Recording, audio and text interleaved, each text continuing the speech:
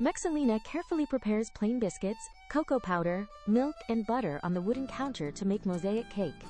Mexalina breaks the plain biscuits with her hands and adds them into the large glass bowl while continuing to prepare the mixture.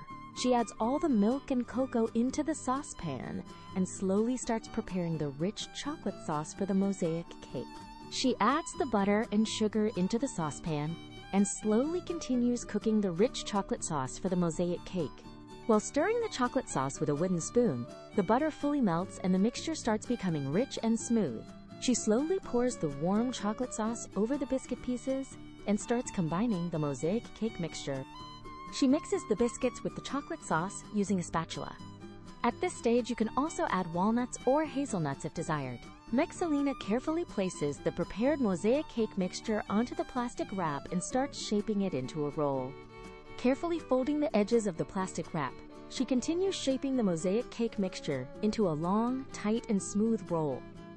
She takes the chilled mosaic cake out of the freezer and carefully starts unwrapping the plastic wrap on the counter.